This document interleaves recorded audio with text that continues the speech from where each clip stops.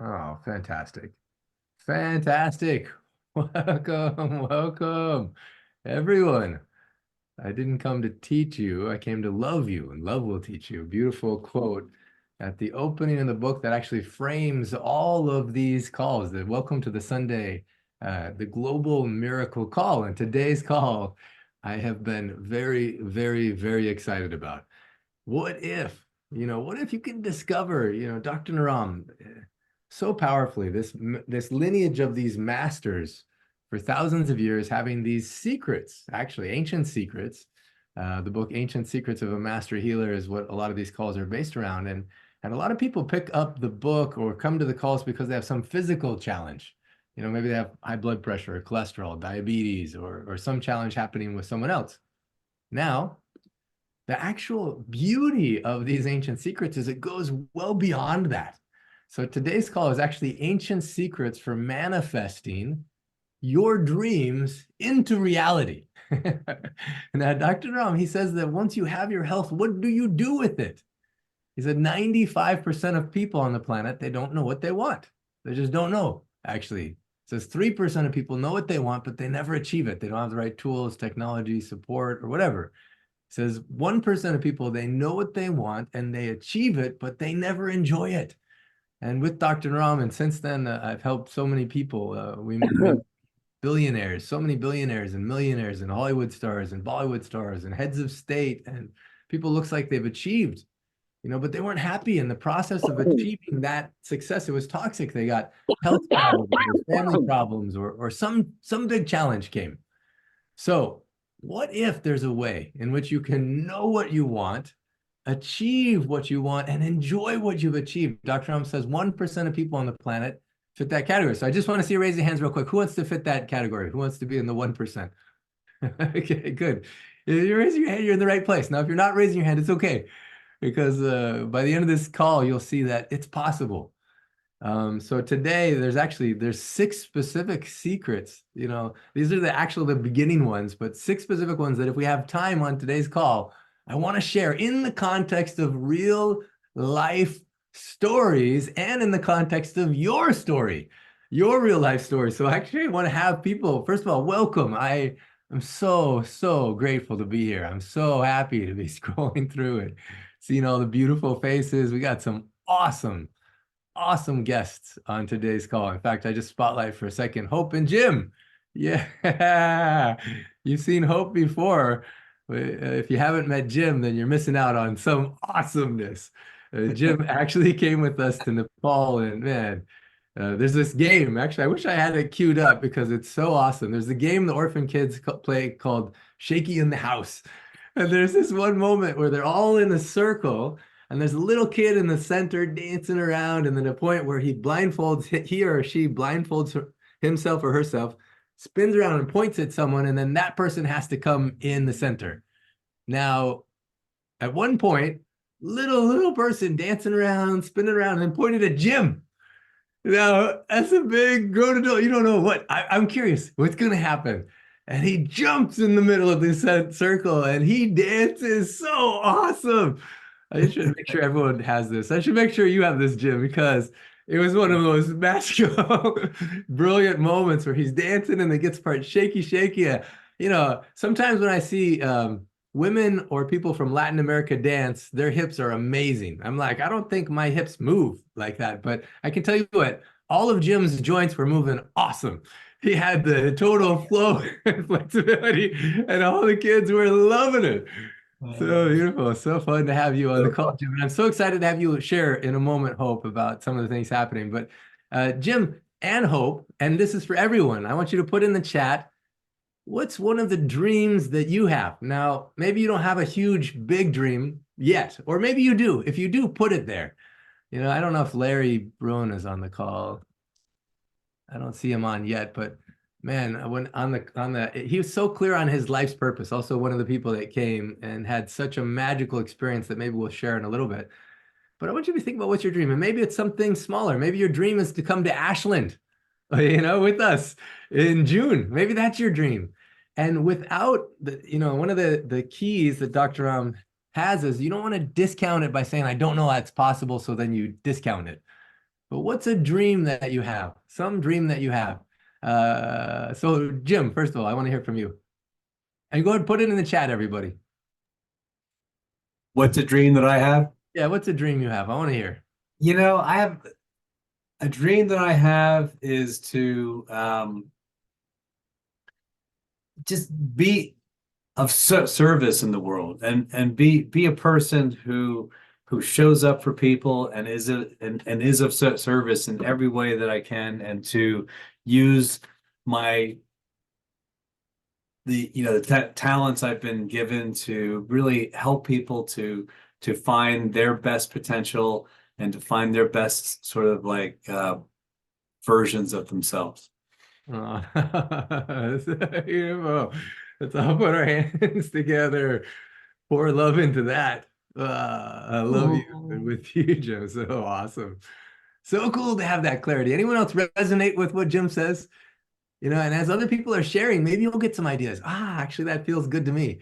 By the end of today's call, I would love it if you give yourself the gift of having something concrete, a dream that you have, and I'll ask you some questions. You'll see how this game will go, that you can use as an experiment, so that way we can build on this call. This is part one of a series that we'll do, and it'll be held over several months, and you'll be able to see when you apply certain ancient secrets, how they come into reality. Now, Jim, my guess is you're already doing that to some extent, because I know you you already are that. And Yeah. so by the end of today's call, you can either keep that same one, or maybe there's some specific one you haven't given yourself the permission to dare. And it makes you a little scared, a little tinge of, what if it doesn't happen? What? No, get that out of my mind. I want this thing. It could be anything. Could be meeting a celebrity that you always wanted to meet, or it could be some experience, or it could be something that you want for, I don't know, something. So keep what you said, which is so powerful, so beautiful, and then we'll hone it in and make it even a little more specific. Maybe it's speaking from stage at something, or writing a book. I don't know, but some way in which you're of service, or it could be something totally unrelated as well. But I wanted to get to that point where it's like something very concrete, specific, that you can say, okay, this has happened. And maybe that it pushes you outside your realm of comfort or believability into the place where okay, this was an amazing miracle that this happened. Does that make sense a little bit? Okay, awesome. As you already know what it is, Jim, for you, or are you going to sit with it for a little bit? Oh, well, I think that for me, to bring it to life, I think is to get a computer into the hands of every kid in Nepal in those orphanages. That's my tangible sort of expression of it. Amazing. So that's a really concrete way in which he can be of service. All these 18 plus kids, some of them want to be photographers, some want to be computer programmers, all kinds of things they want to do. And actually, one of the things that many of them do need is a computer. And how on earth can they afford it when the salary per month for these kids, if they're lucky, is something like $100 a month, you know? And so how do you afford a computer? And so Jim has this vision, this dream. Oh, it's so exciting. I'm so excited. The other one too that I'm making real is to put a new basketball court in at the mountain orphanages. I've already Ah, that's so good. So at Mountain Children Home, I wish I had a picture of it right now, but they have a basketball court. Well, this is Mountain Children Home, but this is where they're hanging the clothes over the edge. But over to the side, there's a little basketball court, but it was a little messed up. And so you have this vision of giving them one that's new and functional. Yeah, that's so awesome. So good. All right, Hope, I'm going to come back to you in a moment. But first of all, how cool when you have people that support your dream. And so as you're looking at Hope and Jim and thinking, wow, what a cool unit. On today's call, I actually want you to not only have a dream, but have someone that celebrates it with you. Now, maybe in your life you already have that person. If not, then make sure you stay for the breakout rooms. And if you're watching this on Facebook Live, make sure you connect with someone that you love, that doesn't discount your dream, doesn't negate it, but actually pluses it, that believes in you more than you believe in yourself. Now, Hope and Jim, I've seen them with each other.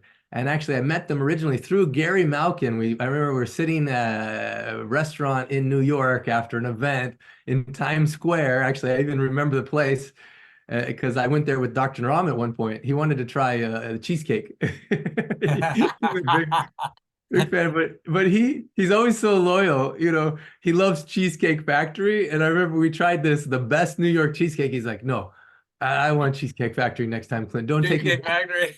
Yeah, because he would build up his digestion for 6 months so he could have pizza in Italy one time a year. And then he built up his digestion for 6 months so he could have Cheesecake Factory, And he said, "This is food for my emotions." I always remember I took him to the same place that we went to, Oh and my he's like, "No, Clint, I don't want to waste my digestion on this cheesecake." Because it's God. like a anticipation. So the next time I made sure, okay, Cheesecake Factory. Anyway, that's a side story, but really good insight into, how do you enjoy this life? And in the process of achieving your dreams, sometimes we actually really do take ourselves way too seriously. I am big culprit of this. And so some of the ancient secrets we're going to share and some of the gift of having those kids in our life is it infuses us with this compelling expansion of love and sense of play and wonder and adventure. And so, Jim, I love this. Okay, I want to have computers for the kids that needed these 18 plus kids. I want to have a basketball court now for everyone. And I'm reading through some of these as well. Let's see here. Catherine, recently it's come to me to create a healing retreat center based in the divine feminine. Wow, Catherine Monk, that's so cool. Sandra Barrett, I want to write a book, a film to be and find love. Wow, Sandra, so cool. Lynn, I want to fulfill my purpose as a healer. So beautiful. As I'm reading through these, I just feel in the awe. Actually, just for a moment, everyone who's written anything there, if we could just put our hands together and put a blessing of love, hold the space for those dreams. I just want to say I love you and I'm with you in that dream.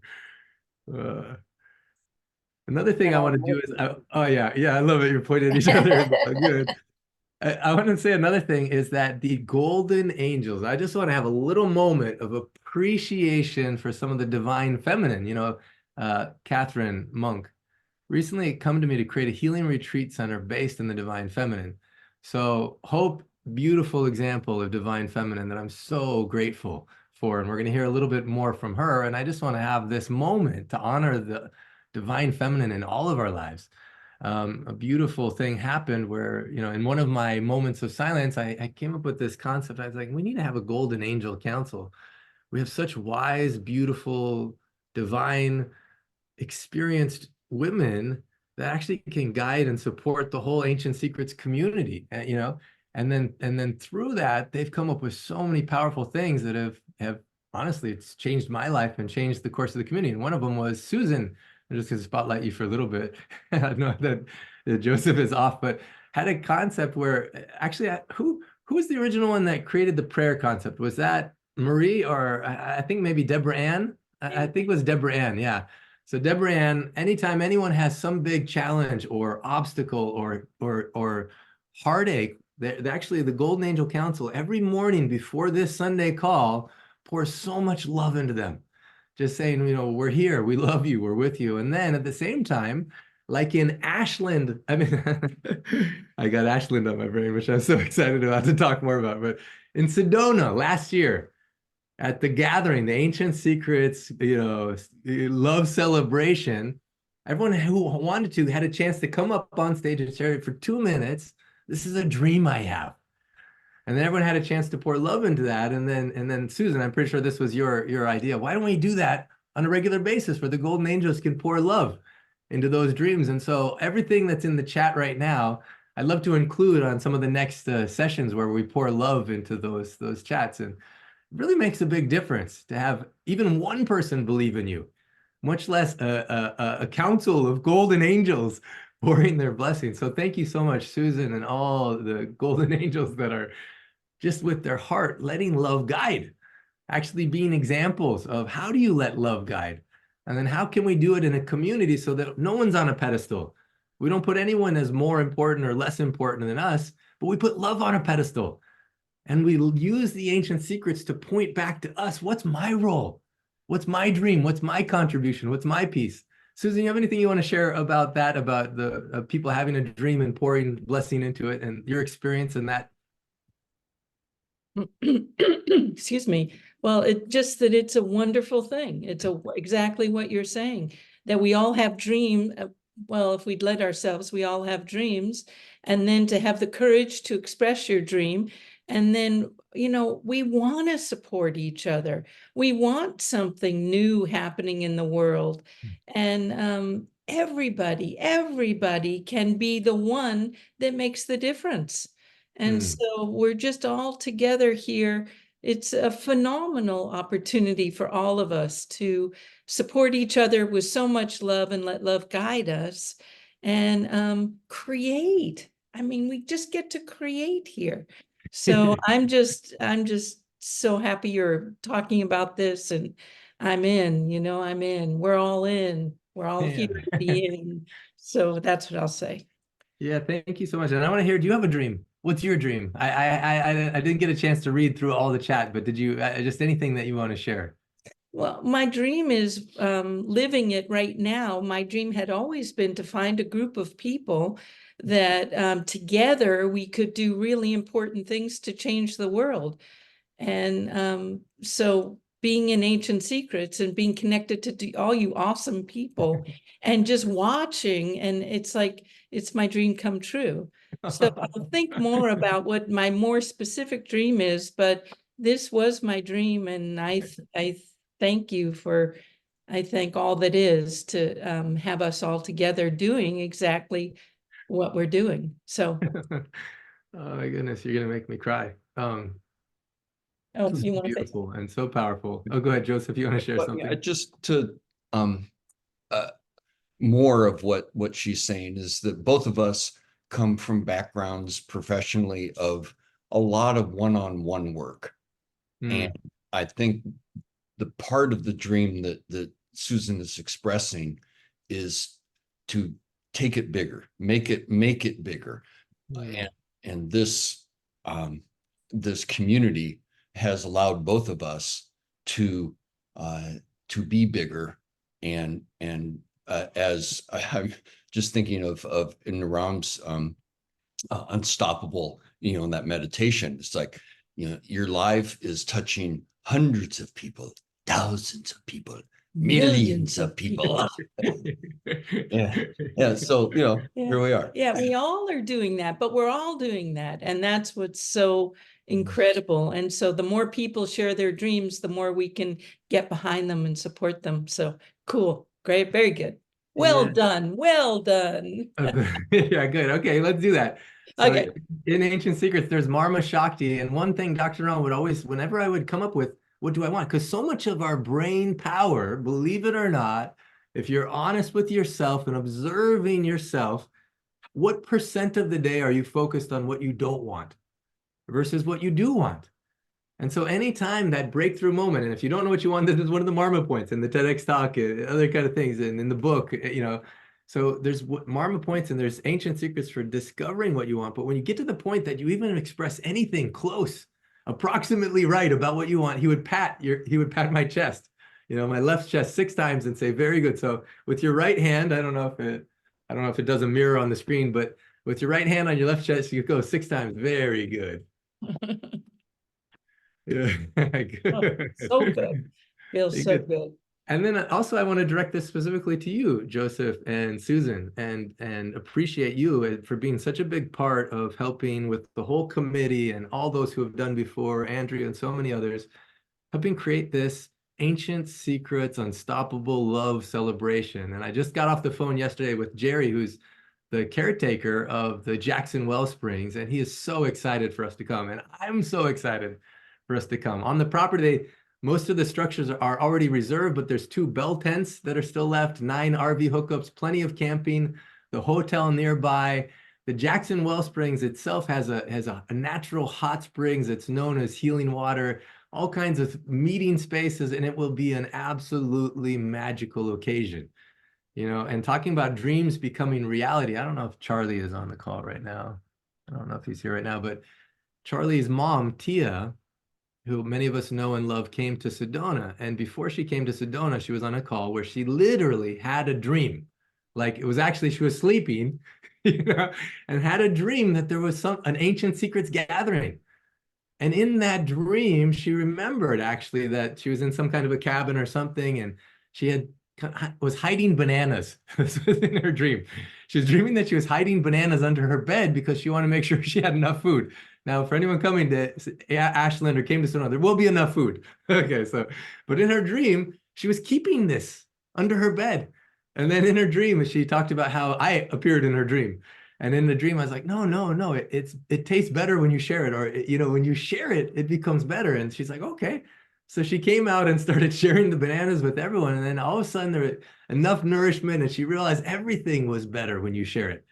And so in this particular case, Susan, the reason why I mentioned this is because community, I don't want to let this moment pass without saying what a unique experience it is in the history of humanity to have a community of people from all over the world, all different cultures, faiths, backgrounds, perspectives. Oh my goodness, I'm getting a call right now. Okay. So all different faiths, backgrounds, perspectives, and this person that's calling me is one example of this, who's so filled with love and so much. Even when my mom, she talks about these calls in this community. She's like, Clint, I watch the news and then I see these calls. It looks like there's two different worlds happening simultaneously. And what if you can utilize the benefit of this? I don't know what to call it, but it's like a, it's like a, it's like a dance of love, or a magnifier of love, or a booster of love, a booster of possibility. You see the miracles that happen, and then you say, if that happens for them, then it must be able to happen for me.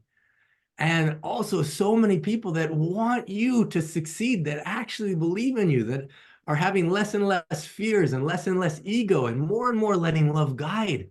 And the preciousness of having a community like this to plant the seed of your dream with that kind of fertile nourishment, not just people that believe in you, but actually have the tools and capacity and possibility to believe that it can happen, is an experience very few people on planet Earth in the history of forever have had. And so today is a special, precious gift, a place in which you can plant your seed of your dream and have the tools, support, love. It's like having water and sunlight in abundance, so that little seed can germinate and sprout. So I just say that so that you don't limit yourself in today's opportunity, the gift of today, the gift of this community, and the gift of coming to Ashland. So the dates for Ashland is June 4th to 6th. And I highly encourage people. So again, Tia had this dream, and then it ended up coming where Sedona was there, and she almost wasn't able to come, but then even got all kinds of things came together where the car broke down on the way, and so many things that looked like obstacles came, but everything was a gift in the journey. And then she played such beautiful music, and I just communicated with Charlie, who he doesn't look like he's on live, but I hope he watches this, because he's like, I really want to come. I want to fulfill this dream of mom, but I'm struggling because I have to pay for my house and her house, and financially I'm stressed. So this is what happens. I just give you this little example. You have a dream. I want to go to Ashland, and then all kinds of doubts come into place. I don't have time. I don't have money. I don't know how, And so just for today, the cocoon of today, this whatever amount of time, about 30 to 60 minutes we have left, put aside those doubts and fears and just let the dream be. And then see, maybe there's more possibilities that exist to get your dream to become a reality than you realize. Anything else, Joseph or Susan, you want to share along those lines? No, I appreciate the inspiration for what the intention of what everybody who is involved in creating the coming event has been putting forth. Just letting love guide, how to live our lives by letting love lead. And as you're saying, it's like every single person is important. Every single person is a pebble in the pond that ripples out. But when you get more and more and more people as pebbles, you make bigger and bigger ripples. And here we are. We're going to ripple our way through Ashland. Ripple our way through the world with love. I love that. Yeah. Yeah. Yeah, in Nepal, it was a birthday of, I don't know if I have a picture of him. Actually, Cornelia, can you bring up the picture of Ken? This wasn't on his birthday, but on his birthday, we're up at this, we hiked up with a bunch of the orphan kids from the Mountain Children Home to this waterfall, and there's this cave with this hidden temple inside. And it was on his birthday. It was actually a powerful birthday. It was both Easter and we were celebrating Holy, and it was his birthday, all about rebirth. And on this day, he shared, I was like, share some wisdom from your life. And he shared about, pebbles that go in and the ripples that go out. It was really so beautiful. Cornelia, do you have that picture you can share it with Ken and going like this with one of the little kids? I don't know. And I think he's actually on the call right now. Yeah, oh, there he is. Let's see if I can spotlight him for a second as well as this is coming up. Yeah, they're driving. Oh, awesome. All right, well, I don't want to bring you off the road, but Cornelia, are you able to share? Oh, there we go. There you go. And I love this picture and what you shared because they're actually, you can't quite see it, but they're making a heart and they're looking at each other through the heart. And talk about letting love guide. What if that is your glasses? You're letting love be your perspective as you're making these choices and then the ripples go out. Okay, Cornelia, you can stop sharing that. Ken, thank you so much for that perspective. And are you coming to Ashland, Ken? Are you going to be able to make it there? Can you make me speak? Oh yeah, you're already able to speak. Are you able to come to Ashland, Oregon with us? Oh, I'm able to speak. I am trying to manifest that. Okay, good. Well, you're in the perfect place then. Yeah, I know. I've got a class the following week. Blessed to feel that I've got that work coming in, and working very hard on manifesting being in Ashland. It was just as you know, I manifested going to Nepal. I thought that was absolutely impossible, and I put my intention there, and it happened. And so for those of you who are wondering whether or not this is doable, if it happens, it does. So this is the absolute fertile ground. Please drop your seeds into this amazing fertile ground. And I love you and I'm with you. Yeah, oh, so beautiful. Thank you, Ken. So beautiful. I'm gonna actually pause that for a second and just remove the spotlight, but that's powerful. Many people discount, I want to go to Nepal, but I can't afford it. These thoughts come and then your brain shuts down. Dr. Ram, another secret, an ancient secret is he says the quality of your life depends on the quality of your questions. What if instead of saying I can't, in which your brain shuts down, you say, how can I? How can I go to Ashland? How can I go to Nepal? Then your brain starts working on it and it finds solutions. It's amazing creation. Instead of saying I can't, say how can I? If you write that down, that's all you get from today's call. Your life will change. And that was one of the secrets that Dr. Ram shared. So how can you come to Ashland? And what will happen there in that space is something which is actually a continuation of today's call about actually having dreams, giving your, like the first ancient secret about manifesting your dreams into reality is have a dream. Actually 95% of people don't know what they want. And I think it's because we keep having doubts and we're focused on what we don't want and we're focused on what we believe has been possible instead of giving ourselves the freedom to go into the space. Talk about the power of community. There's the woman from Portugal, actually I have the book in Portuguese over here, who translated the book into Portuguese, had a dream. She wanted to run a marathon, but she had stage 4 knee degeneration. The doctors told her, so how can you run a marathon? So much pain. But she has a dream. And so she's translating the book, comes to the home remedy for, joints, sees the mung soup recipe, starts doing the things from the book. And then her knee pain goes away, goes back to the doctor, says it's stage 2. And when we went to Brazil last year, she told me about how she ran a marathon. Awesome. She had a dream. But because she actually lived her dream, my mom was on the call. I was just doing an interview this week in which I shared this story where my mom heard that story and also heard Dr. Stephen talking about Hmong soup. And she's like, oh, I want my knee pain to go away. And then she started making the monk soup and saw all the benefits that happened from that. So when you live your dream, contagious ripples happen.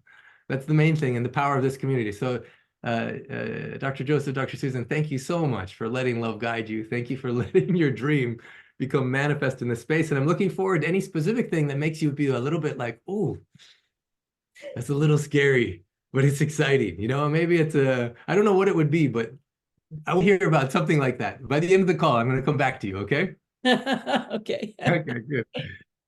All right. In the spirit of appreciation, actually in the spirit of dreams, but before that, appreciation and talking about honoring the divine feminine, I just have to acknowledge some other people that I just feel so incredibly grateful for. And one is Jana Taylor, and how much she has guided the Sunday calls with so much love and so much commitment and so much joy and so much discovery. And you know, Jana, in the midst of leading Sunday calls or doing all these things, in fact, before the book was even published, before we even had a book, you know, we're letting love guide us and exploring in the spaces, and it's scary. And there's one thing on the Miracle Dream Team application: do you want to be a leader? And she marked it, but then she's like, no, I don't think I can.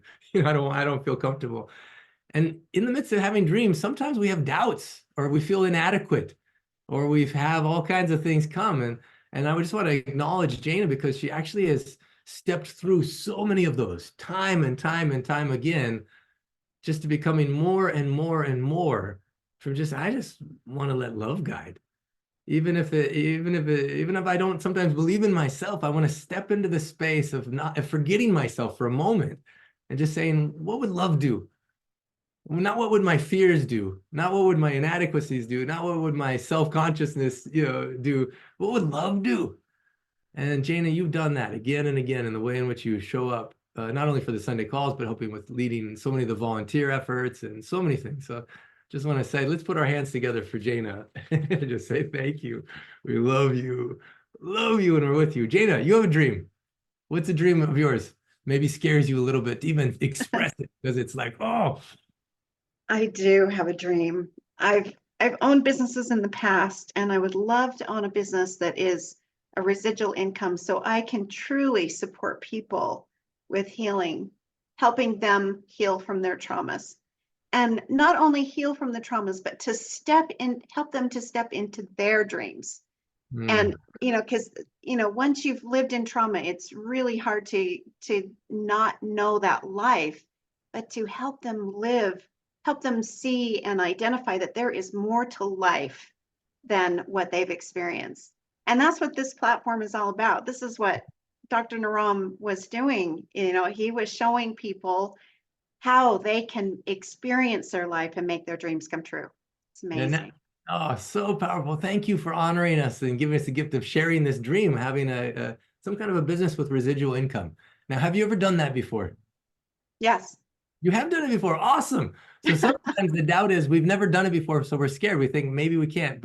And sometimes it's because no one on planet Earth has ever done it before. But that doesn't mean it's not possible. It still is possible. You know, the subtitle of the book, A Western Skeptic, an Eastern Master in Life's Greatest Secret. Sometimes our skeptic gets into play. Someone else can do it, but not me, or, you know, whatever. But I just believe in you, Jana, and I'm excited for this journey for you. And thank you. I'm so excited to see what unfolds in that space. And thank you for all the ways in which you serve Ancient Secrets community. So beautiful. There's more people that I want to acknowledge, and I will do it over time. But real quick, I want to go to, if he's still here, Levi. Talk about awesome having a dream. And sometimes the dreams that we have are for those that we love. And Cornelia, can you bring up actually the picture of me taking the pulse of Roscoe? Levi is awesome for everyone. We know that already. We love you, Levi. Just if you haven't met Levi, even just, I don't know, random places with all kinds of people. I was with I was at the palace. Oh, okay, cool. Here, look at this awesome picture. The pulse of Roscoe. Levi, can you share, at the moment I took his pulse, remember the worries that you had for Roscoe and what was happening for him, and also what the dream is that you had for him? Yeah. Well, at the time, Roscoe had just recently his body's just really sensitive, and as he's gotten older, and he's already recovered from so much from like a story from before that I had expressed on this. But he had recently, well, in the last year, he had choked on a piece of bone, and I had to take him to the emergency room, and they had to sedate him. And because he was a pit bull, they gave him so much sedation that it like inflamed his body. And like in one day, he went into like arthritis so severe he couldn't get on the couch, he couldn't go up the stairs no more. And I mean, in one day, like this, whatever's in that stuff that they give you to put you down or whatever, it's just so acidic on the body. Like it just, and it just deteriorated him really fast. And I was really worried. And Clint came and checked his pulse, and he said, "What do you want?" And he asked me the question, and I said, "Well, what I really want is because I have another pit bull, and I really wanted him to get her pregnant, and I really wanted to get some puppies of Roscoe. You know, that was just something that I really wanted. But because of his age and like he no longer was getting an erection, and so I didn't think it was going to be possible. And so Dr. Clint took his pulse, and So the combination of a couple of things. First of all, digestion being low, joints hurting, yes, and then not having any libido, no erection. And so yes, this is Roscoe, who he loves. Now, also many humans go through all those three same things, either digestion challenge, arthritis, low libido, not even having a desire for that creative force that's inside of you. So what if there's ancient secrets that can not only help people, but also can help animals? So can you share what happened since then? It's still in progress, but since then, what's happened? Yeah. So and that was the next thing. He didn't want to go. He had no energy. He didn't want to go on any walks. Where before he would want to walk 500 miles and sleep underneath a tree and then continue on the journey type energy, you know. And so since then, it took a little bit of time. I didn't start seeing results with the herbs for at least 2 weeks. But after about 2 weeks, and even now, like his hair is growing back. His he goes up the stairs. He gets up onto the couch by himself. He's eating mung bean for the last 6 months every day straight. So that's all he eats right now is mung bean and ghee butter in the morning and stuff like that. But there's been a big transformation, and he gets an erection now. So hopefully this next time that she gets goes into her heat, that maybe something can happen. I mean, we're still seeing, but we're still working with him. So it's definitely a process. Well, that's awesome. So he was losing his hair, losing his energy, kind of losing his life force, joints going and so many things. But now joints working better, digestion Yes, growing his so hair much back. energy. He's More energy. constantly barking for me, constantly trying to get my attention, and he's awake all day long, which normally he would just sleep all day long. But now he's awake. He even plays a little bit. He tries to run. But I mean, he is 11 years old, so we are dealing with an 11-year-old dog. Yeah. So having these results at 11 is amazing. It is absolutely amazing. How do you calculate a dog's age in people years? You times it by what? 7 or something, but after a certain point, and then it's like 4. I'm not exactly sure, Okay, but I'm not sure. But let's say we just times it by 7. So if he's 11, so it's like a 77-year-old, then all of a sudden having lots of joints, growing great hair, and having erections. yes, yes, and having a positive attitude, because he likes to joke around and play. So that was something that came back, So now Levi has a dream. He wants to bring Roscoe and, I don't know, hopefully your other dog to Ashland so he can take the pulse and keep moving things forward. Now, one of the gifts of Ashland is also Dr. Giovanni will be there with me. So either me or Giovanni will be actually taking pulses, not just of animals, but also people. And so if you have a dream, that's also one of the tools that can support you in that space is what are the herbs? What's the diet? What's the mindset? What's not only the food you feed here, but the food you feed here that can help support that. Now, I love it. I also want to say that, in honor of next week. Karina! Oh, sorry about that. Next week, we have the launch of the book, Ancient Secrets for Pets. All Creatures Great and Small, inspired by Dr. Naram, Clint Rogers, the book, Ancient Secrets of a Master Healer. It's so powerful when the natural laws are applied, the ancient secrets are applied, so much is possible. Let's see, Carol, I don't know if she's on the call. I think she's not on the call today, but she definitely will be next week. What are the ancient secrets that can not only help you, but also your pets?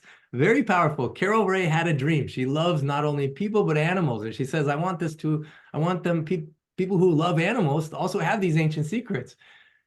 All over, people in the community submitted stories. We did a lot of research, lots of things from all the people who worked with Dr. Naram to put together the home remedies and everything. So her dream to have a book to support all creatures great and small is actually being born on next Sunday. So I highly encourage everyone to come. And then also Levi, one of his original stories about Roscoe is in that book. So thank you so much, Levi. Let's send a lot of love to Levi and Roscoe and Thank you, guys. Thank you. So beautiful. And we'll see you in Ashland. So excited. Yes. Yeah. Now, another thing is that Levi, he follows one of the principles that I wanted to say. So when you have a dream, so manifesting dream into reality, first of all, have a dream. But second of all, Dr. Ram, he would infuse that dream with gratitude. And so much of Levi, his whole life is about gratitude. And, even when he was homeless, out of prison, living in his car is the first time he's like, I could write books about things that are not good about me, but it was so difficult to write 3 things I'm grateful for. And it's weird how our brains do that. It was very much a victim mindset, and we don't have to tell the whole story right now, but he forced himself to write 3 things he was grateful for. And as a result, he woke up. So I'm grateful for my smile. This is one thing. You got such a good smile, Levi. Thank you. I'm grateful that I have a dog that I love. Grateful that I have a car so the rain doesn't get me. Whatever those 3 things were, in the morning was the first time he woke up and heard the birds singing. Now, another thing that Dr. Ram says, so you have a dream. You infuse it with gratitude, and then this is something that I haven't shared on any previous call ever. So if you have a pen or somehow anchor it in, Dr. Ram would say, start with what you have. You could say, I don't have enough money. I don't have enough, whatever. I don't have a home. Levi could have said, so I'm going to be miserable. No, start with what you have. He's like, I have a car. I have a smile. Dog. He starts with what he has. So you're not focused on what you don't have. You're not focused on what you don't want. You're focused on what do you want and what do you have? And then you start to see things differently. There's some other secrets I want to share in a little bit, but because Levi was on the call in this section, I just wanted to emphasize that. And so thank you so much, Levi. So excited to see you. Thank you. And also the place we're going is very dog friendly. Awesome. You can camp with him, sleep, whatever. So people can bring their furry friends if you want. All right. Awesome. Thank you. Love you. And then, wait, actually, before I go, Levi also was in Nepal the year before. Right behind him is a painting from some of the orphan kids at Bonita's home.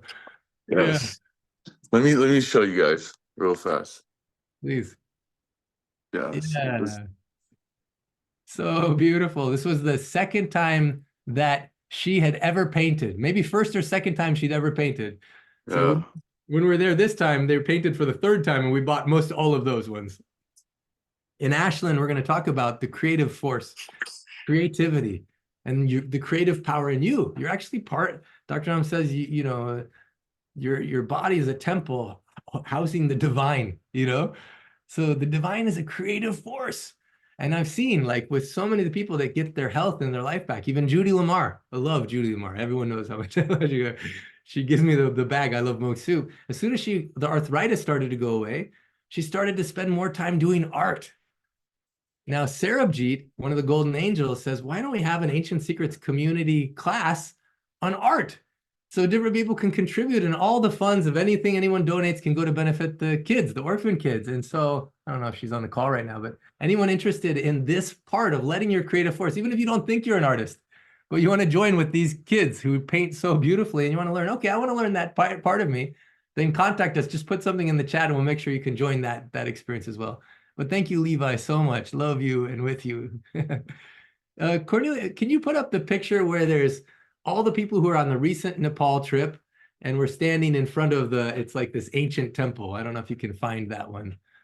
But as you're there, I just want to, okay, so we have just a little bit of time left in which I want to anchor in certain principles. But yeah, this is the group that just came with me to Nepal. And talk about having a community of people who, just by being in their presence, you feel inspired by what's possible. and what you can do and how much you can do.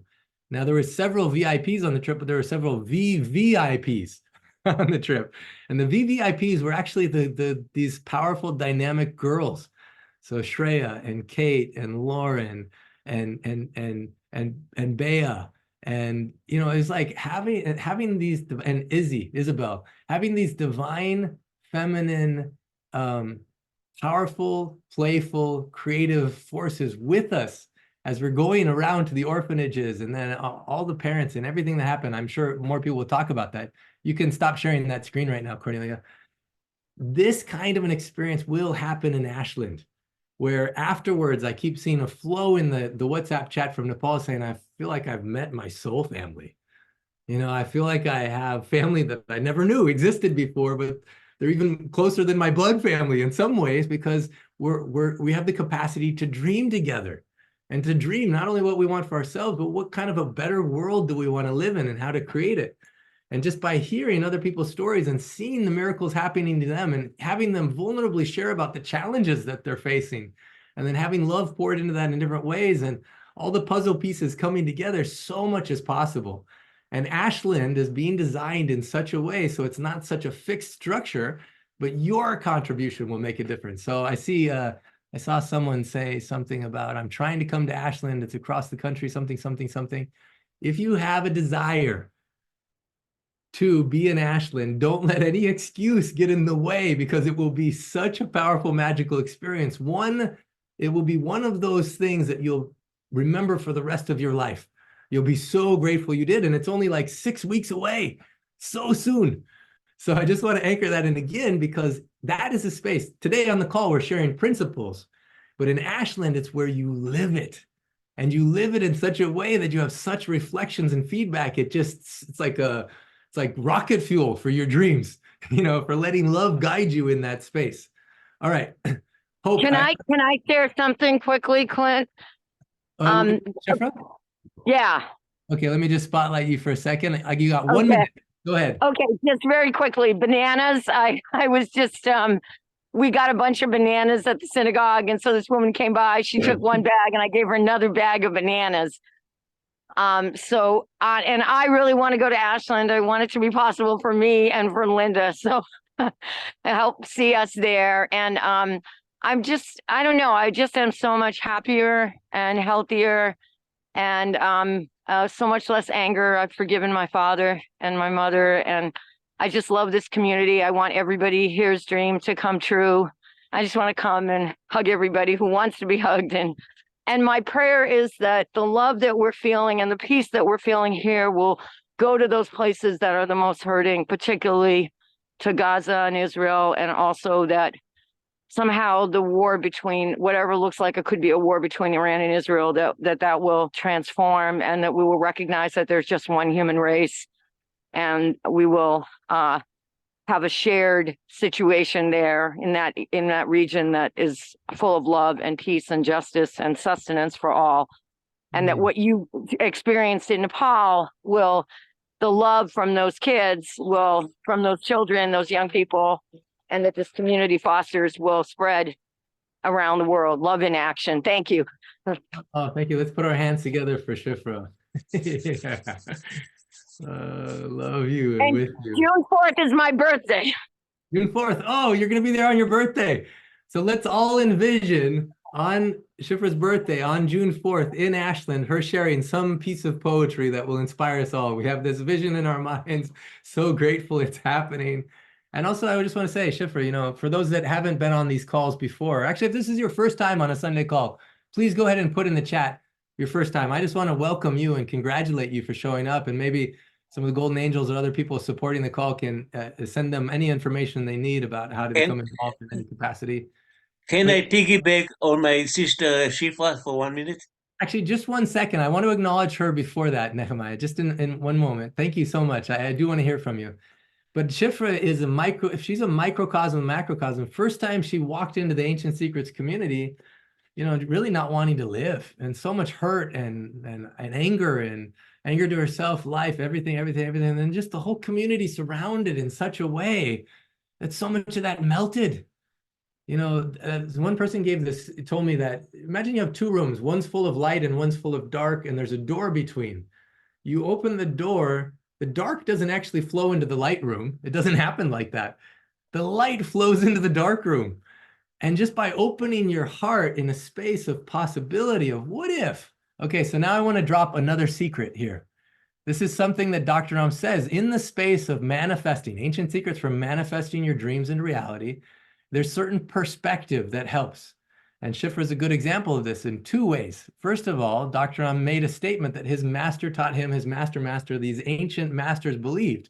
And it's that there is no problem or obstacle or heartache that exists on this planet that doesn't have a solution. So I'll phrase that another way. Every problem on this planet has a solution. Every problem. When you actually believe, okay, what if that's possible? What if that is reality? That every problem has a solution. Then Shifra, Middle East, yes, that's a problem has a solution. Even Shifra coming and not wanting to live, so many things, yes, that has a solution.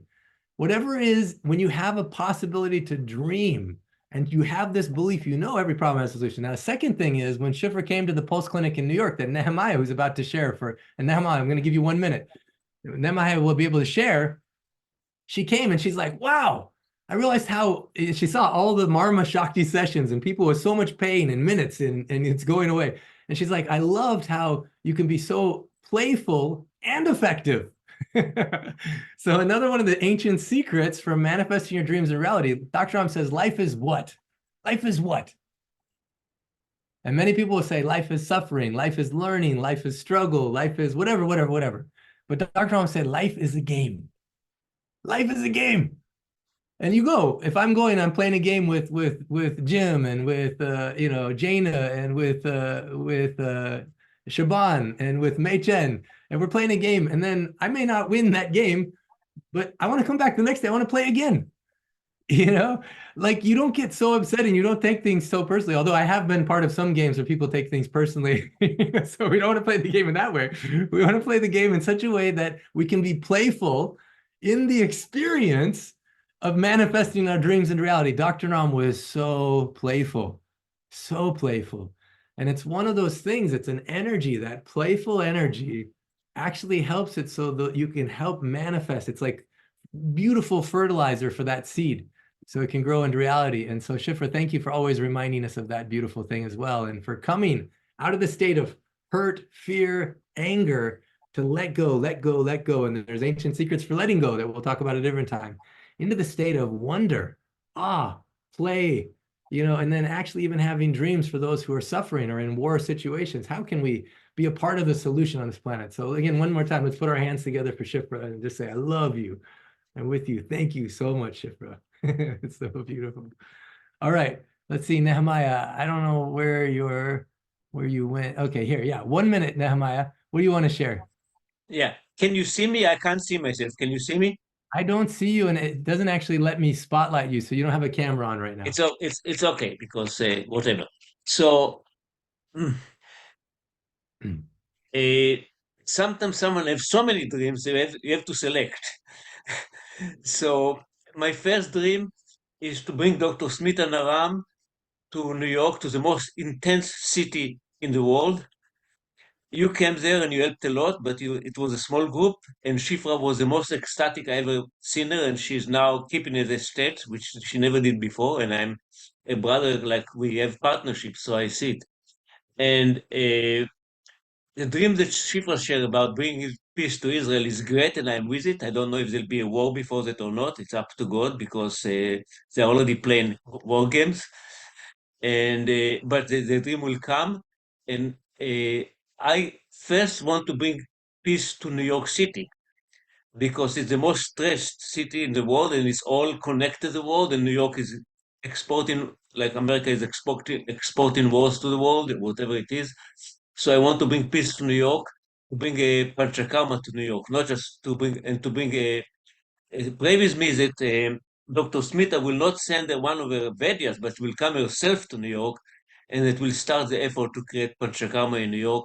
And this will be one small step. Now, if I fulfill all this, then I can go for Ashland as well. So because sometimes I try to do too much, and they say when you catch too much. And the last thing I want to say is what you said about acknowledging what we already have, that you shared for the first time, is very powerful. And I heard it in another way. If you want so many things from God, but you don't acknowledge what He already gave you, so God is looking at you and say, He can't even handle what I gave Him. How can I give Him more? So we have to acknowledge what we have, and then God can give us more. Because if we don't acknowledge, we focus on the negative, we are too busy. God can't come in. Okay, that's all. Oh, thank I you so can't hear much, you. Nehemiah. So grateful for you. Thank you for having a dream, and a dream that's based on healing. Actually, one of his dreams is called Immunity for Humanity. How do we build the immunity for humanity? One of my friends, Michael Smith, it's really interesting. He says, a lot of people want peace on the planet. Like in this particular case, Nehemiah wants peace for New York. But then Michael Smith says, do you have peace within yourself? Do you have peace within your 10 feet around you? And he says, most of us, our world is only 10 feet around us at any time. Actually, that's what we're aware of. And so what are the ancient secrets that can bring us peace within that space, within our hearts? And I believe actually that the things we're talking about today on this call and the things that we'll do now as we transition, we're going to go into a meditation, and then we're going to talk about a dream that Hope had, a dream she had for a lot of these kids who are turning 18 plus, and anyone who went to Nepal this time that wants to share one of your miracle experiments. Dr. Clint, I forgot to say one One thing. second, Nehemiah, just 1 second. We got to move on here. We have to move on a little bit because we got so many things already planned. But if we have time in the breakout room or before the end, we'll have you share again. No, one sentence. No, actually, Nehemiah, just 1 second, 1 second. We just got to move on because we have some specific things and we're already at 8:58. So we have 2 minutes planned. But if you want to put something in the chat or share in that way, I would love to have that piece as well. So now, when we think about this, what is your dream? What is this dream? And is it possible? And how do you manifest that into reality? Part of it, Dr. Naram says, is going into silence, stillness, and solitude. And then you see what's the most authentic, real part of you that can come out. So as you've all written down some of these dreams, and as you're thinking about what is possible, we want to go drop into a meditation right now. Hope, are you still there? Let's see. I just want to make sure here we got you. Yep, I'm here. Okay, awesome. So good. So we're going to transition. We have, for those that can stay on, we have some really powerful experience about looking at a dream that Hope had. But before that, we've talked a lot. So now we want to go into silence, stillness, and solitude and allow our heart to speak to us in this space. What is love teaching you? And so in that spaciousness about what is love teaching you, to let that nourishment, to feed you. So Hope, I'm going to have you just go ahead and share this process with us right now. Okay. Wow. My head is spinning from this beautiful morning. And I'm excited. I think we're going to have a really lovely drop in right now. So I'm going to start the music.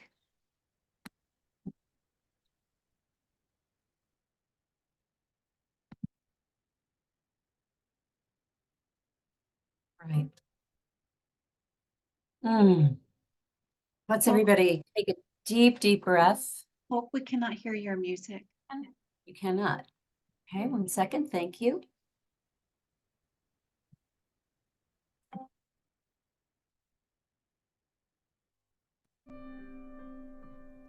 And you hear it now? Yes, thank you. All right, let's try it again. Let's take a deep breath and think of it coming up from the bottom of your feet, right up into your heart center. And then when you exhale it down, all the way through your body, right down into the earth. And just repeat that a few times. And each time go deeper into the earth. This is just to remind us that we are beautiful children of the earth. We are of her, she is of us.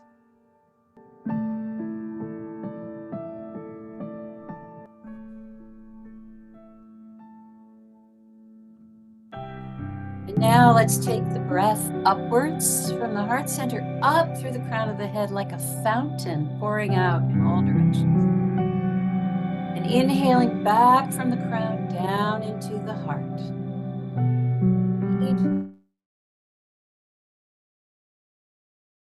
Each breath that each exhale takes you there, expands your field even beyond 10 feet, and pulls that wisdom and light from all around us back into the heart center.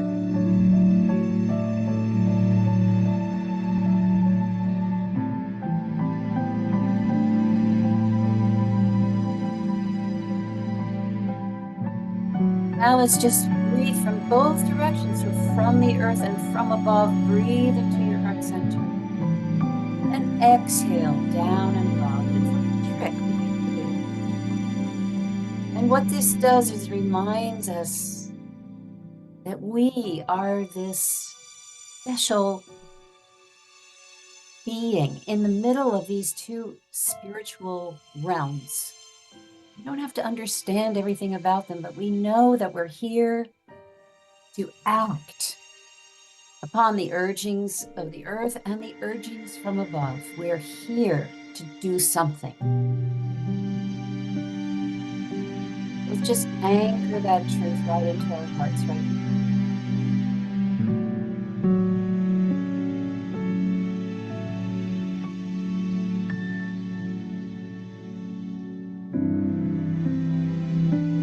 Might begin to see a tiny little seed planted in that heart of yours.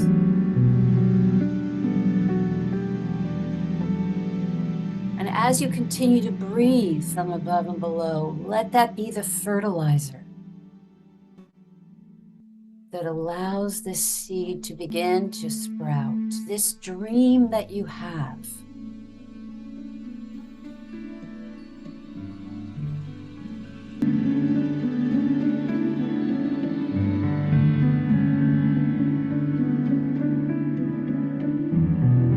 Let it grow in the safety, the cocoon of your own heart.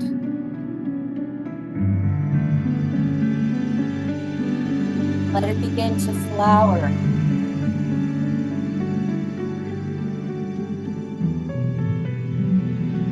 Let it grow until your heart feels it may burst. But it won't.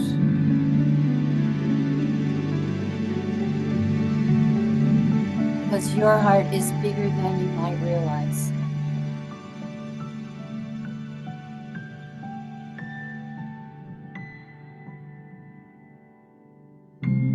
Now take this beautiful flowering plant, place it in your third eye, place it up in your vision. See it as reality.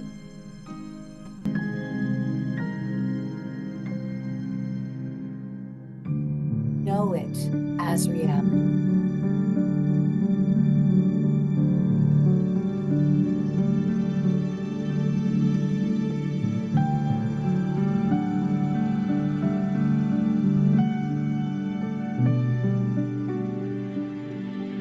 As you hold it there, in awe of its magnificence, whatever that dream is, let us give gratitude for having that dream become a reality. Thank you in advance. Thank you. Thank you for showing me that miracles do happen, and I'm a part of it.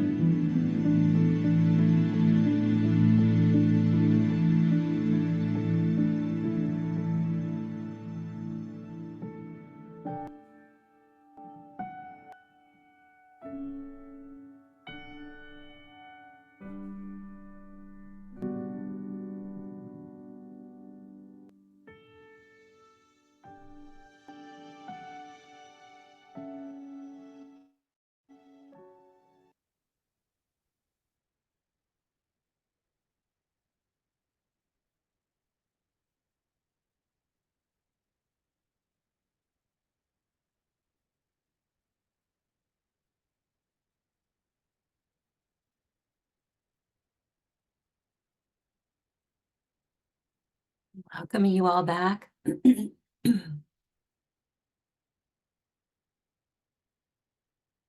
Just hang on to that beautiful vision that you have.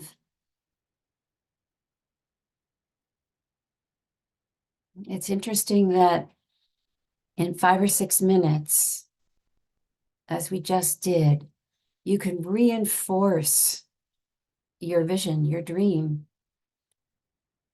a couple times a day, as often as it comes to you. Bring it into your heart, watch it flower, put it up in your mind's eye, say thank you. It's very, very simple, and it works. It really does.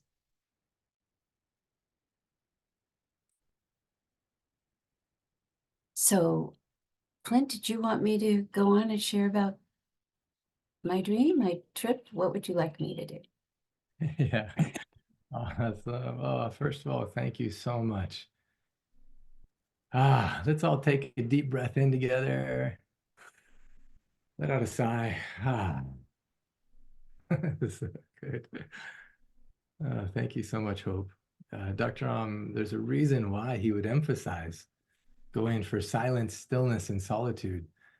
He says there's conscious mind, subconscious, and superconscious. And sometimes we're so busy doing. We don't even know why we're doing what we're doing, why we want what we want, or why we're, in so much busyness. But when we pause and we go into the silence, stillness, and solitude, it gives us a chance to listen to the deeper voice inside of us. And thank you so much, Hope, for giving us that wonderful, beautiful, powerful experience. Yeah. Before you talk about your dream, do you want to share anything overall about your experience in Nepal this time with this group, or anything that personally impacted you, or maybe that changed your heart or your life in any way? Yeah, I'd love to. I'd love to. Well, now I'm thinking, based on my last 2 visits to Nepal, that I certainly have to go every year, if not more than once a year. So that's pretty impactful right there. Because I learned so much more this year than I expected. I had many more conversations. I was very happy that I went a week before the rest of the group arrived.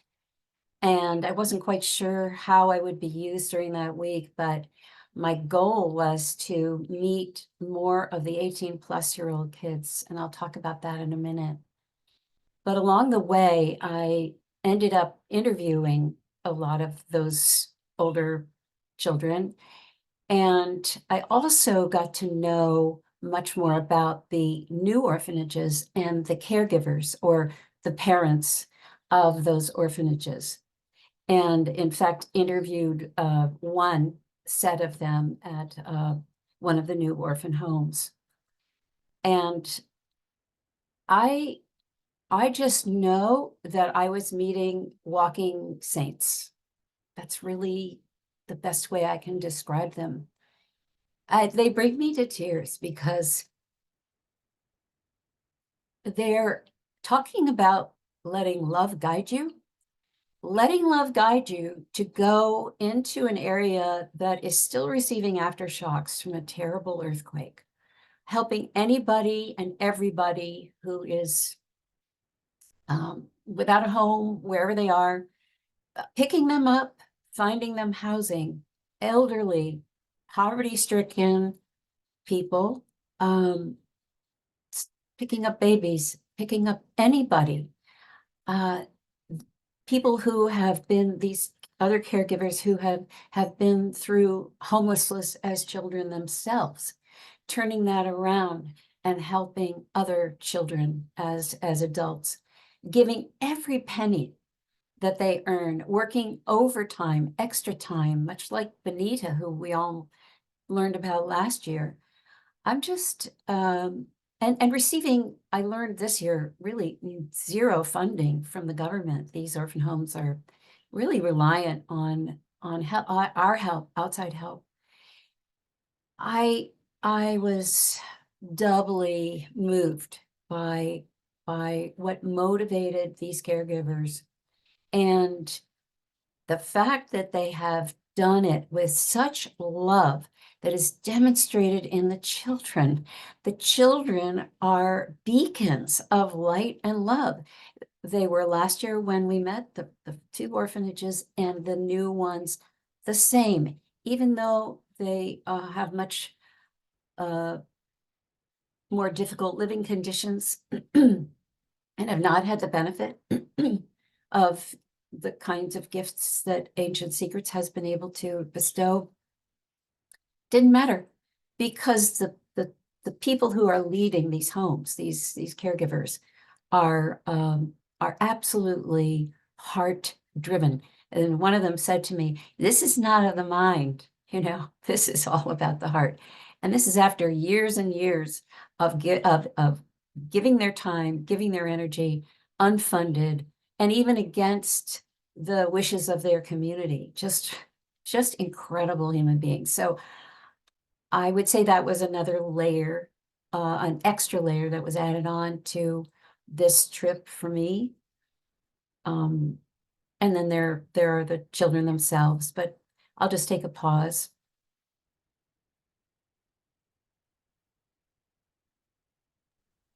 I have actually a picture with well, let's see real quick. Just gotta unmute myself. This is the picture where we actually brought together the caretakers from all the different orphan homes to be together in one place. And this is where Renara had a dream to play music for all the kids who are turning 18 plus. And this was one of the most beautiful pictures to see these people that, Hope described as living saints. In the newsletter this week, we actually had Joan share her experience. I'm just going to spotlight her for a second, where before going to the Mountain Children Home, I actually gave each of them a picture of the kids when Dr. Naram and I first went to this home about 10, 11, 12 years ago, and had pictures of kids. Some of them had moved on, some were going to come. It was the first time we actually had a gathering where all the kids who had ever been there throughout any time all came back, and we had an epic party together. Cornelia, can you cue up some of those pictures where it shows the child holding a picture of what they looked like when we first came versus what they look like now? Actually, if you can just bring up all the pictures and we'll scroll through them real quick, Cornelia, that would be awesome. And Joan, you want to describe your experience of that as?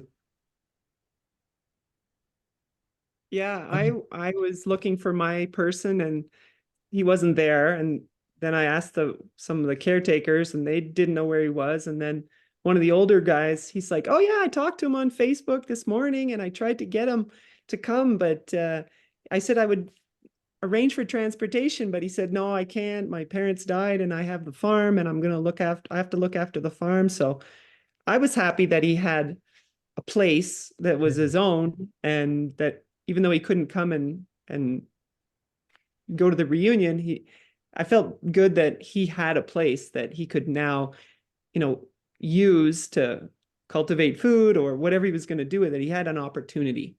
Yeah. The pictures on the right, Cornelia, top right, let's look at those 3 to start with. I don't know if it'll open. I think what's happening is it's showing your folder, but not the picture when it's opening, maybe. I don't know if that's the case. You could try to share your desktop or something like that, and then maybe we'll see them when it opens. But it's really fun because, with your own kids when they grow up. And honestly, I feel like these are my kids in many ways. And so when they grow up, they also have dreams. One of them had a dream to become a musician, like a famous rap star. Another one, oh, so this is a fun one. This is the picture I took on my 2nd or 3rd time there. And then Cornelia, can you show, we did a recreate of this picture. So this is the recreate with those same 3 kids. Esther, Neha, if you dropped it off real quick. So it's the before, what they were like, and then after. And Esther, Neha, and Ubraj, all 3. I don't know if you can show that one more time, but it's so fun to see them then and them now. Yeah, so this is them now. Ubraj at the top was someone who would always write poetry about his mother who no longer was alive. It was so beautiful. And now he's a sushi chef. And actually on our trip was also another sushi chef. And then Neha and Esther also both are grown up and out of the home, but they came back for this special event. Cornelia, there's also some pictures of them holding a picture of themselves. I don't know if you can bring up any of those, even 1 or 2 of those. but it's really beautiful because you see the perspective of time. And sometimes you think, ah, maybe I'm not making that much of a difference. Yeah, those ones on the right, I don't know if they'll open or not.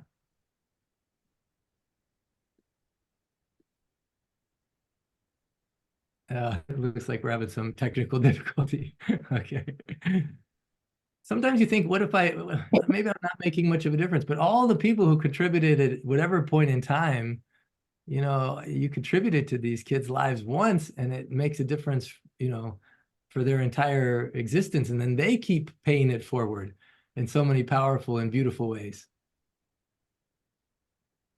I don't know, Cornelia, if maybe it's not gonna come up. So if it doesn't work, Cornelia, where we can just bring up even a single picture, maybe you can open up just one and then we share that single picture just so they can get an idea. Maybe that'll work. And by the way, I just want to pour so much appreciation into Cornelia too. I've been appreciating Carol, Jada, Cornelia, amazing. Guiding the 100-day course, not only in English, but also Italian simultaneously. And all those who are participating in the 100-day experience right now, so excited about where you're at, right about to start the detox. And so those that aren't in the 100-day course, but want to join the 7-day or 30-day detox, in the newsletter, we gave the links where it's a powerful experience to just cleanse your system. So that way you can be more capacity to dream. It's amazing. If you have so many toxins and heaviness in your body, it's hard actually to dream even because you're just thinking, how do I make it through this day? Or the heaviness clouds your mind, your capacity to dream. But if you're interested in joining either the 7 or 30-day, maybe someone can post those in the chat. You're welcome to join, even if you're not part of the 100-day experience. But if you are, oh yeah, here's an example. So yes, this is Jivan. And you can see in the picture, that's when I first met this little guy.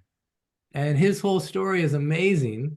But now he's actually working at a hotel right near Kathmandu Airport. And he is awesome. It was so fun to see him. For the ones who turned 18 plus, I gave him a copy of my book. And I don't know, there's another Jivan, some of them have the same name. He works in the government now. He actually got a degree from India, a university in India in agriculture. Now he works in the Department of Agriculture, and he has dreams to go on, even to a very high-level university in US or somewhere else. So anyway, I'll turn it back to you, Hope. Oh, let's see here. Oh yeah, there he is, Jivan. Yeah, so this is Becca, who is awesome. Becca Vu brought her whole family, and this is Jivan. The picture is when I saw him for the first time. Now, Jivan, he's one of the ones that when I went there one time, he's like, you know, Dr. Clint, volunteers always bring basketballs or soccer balls, but you know what I need? I need someone to teach me math. I was like, okay, I'm good at math. He showed me his math problem. I'm like, I think I have to get someone else because that was really complicated math. But he's gone on in such a beautiful way. I gave him a copy of the book. And I just got this message from him the other day. He's like, Clint, none of us kids had any idea who you or Dr. Naram were. I think they need to know because it opens up a different level of possibility. We just know we love you. We have no idea what is the impact you're making in the planet. It's so beautiful to see that and hear that. Yes, it's so fun. This is Kate with Rajat Kumar. You see in the picture, this little guy with glasses. Now he's so grown, you know, ready to go to university, and it's really powerful. So anyway, thank you so much, Cornelia, for sharing those. Actually, one more, Cornelia, the video. So then Hope has this dream. You know, she met one boy, Rabin, and he's like, I don't know what I'm going to do. And then Hope has this dream, and as a result, it ends up affecting so many. We had 50, I think 52, 53 kids who are turning 18 plus from all the different orphan homes. We brought them to one place. Renara played her beautiful music. We have different people sharing inspiration. And then at the end, we recorded this video. And it's so beautiful to see and feel the power of this. And this is their message to you, everyone who's been supporting them. We love you. Yeah. Amazing. Oh, I need to get that. All right, I turn it back to you, Hope, and then Joan will come to you in a moment again as well. Oh, that's just perfect way to just start to narrow down a little bit on the 18 plus program. Yes, it's a dream that started with my dear roommate Beverly and I chatting last year, and it just kept growing, as most of you know, many of you know.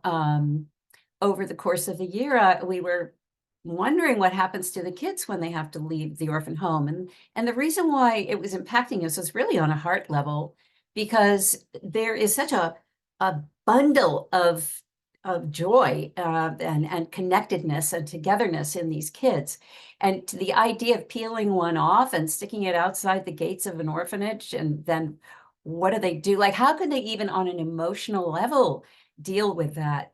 And it was interesting because when we did have that wonderful gathering with some of the kids who have graduated already from the orphan homes, I was able to ask a couple of them, how was it for you when you left? And every single one of them said it was very, very hard. One of the things I learned while I was in Nepal this time was more about the culture. And like many countries around the world, it is not the natural thing, unlike in America, it is not the natural thing to leave the family home at 18 or 19 or even 20. You usually do your college base. There's no college dormitory. You go back and forth to college from home. You go back and forth to your job from home. And maybe when you marry, but not necessarily, maybe when you marry or when you have a job that takes you away, that's when you leave. So it's very counterculture to be asking, as the law says, at 18, you need to be leaving the orphan home. And that's, so the orphan homes aren't necessarily all that excited about losing their kids. The kids don't necessarily want to go. So this is why there's been a bit of a backup. We have 55 18-plus-year-olds in the 9 orphanages altogether.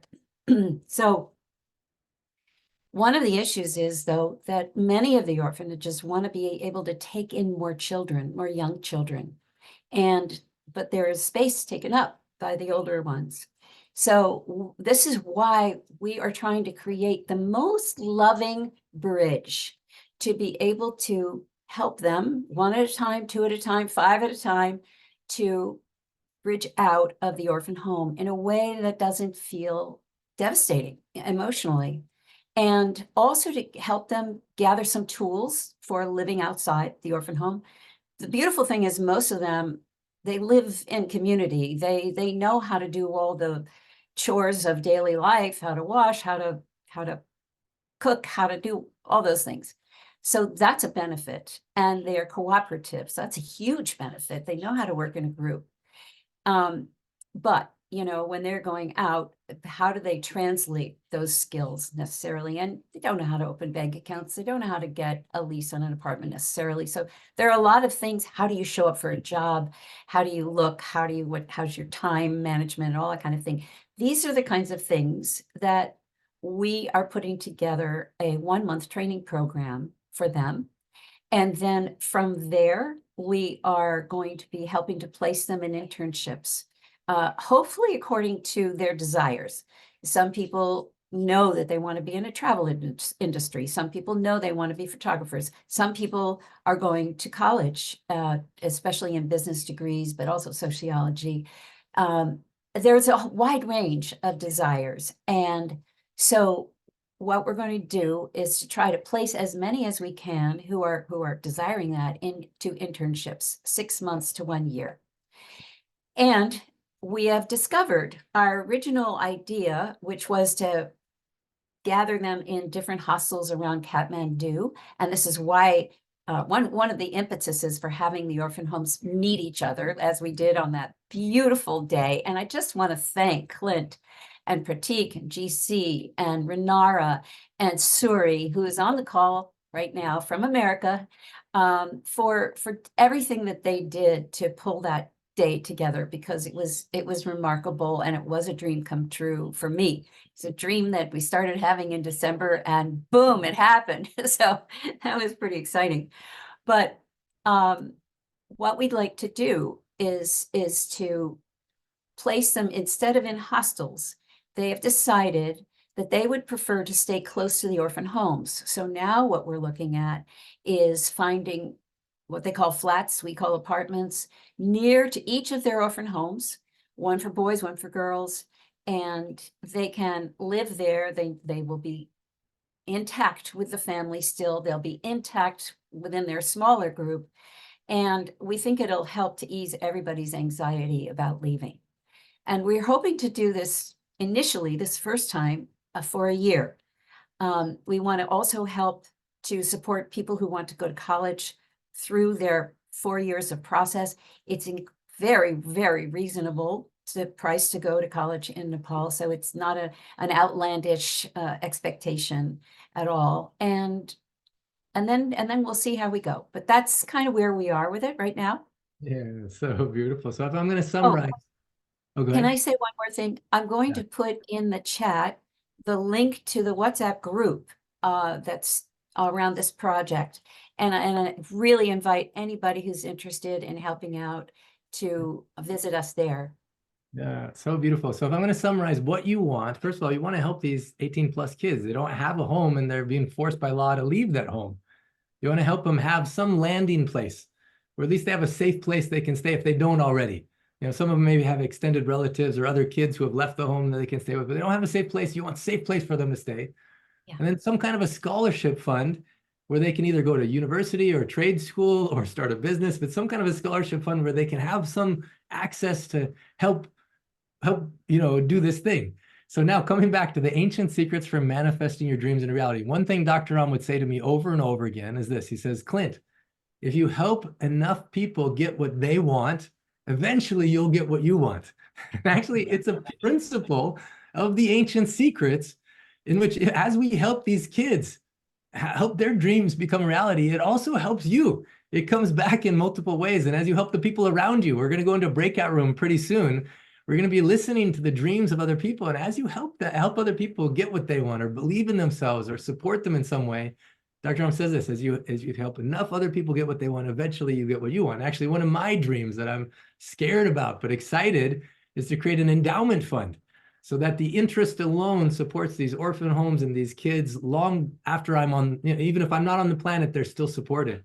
And this group that came together in Nepal is one of the most amazing support systems that I've ever had. I've had several calls since then. They're like, Clint, whatever challenge you have, whatever problem you thought you have that you didn't know how to do, someone here knows how to do it. And we have done it. It's solvable.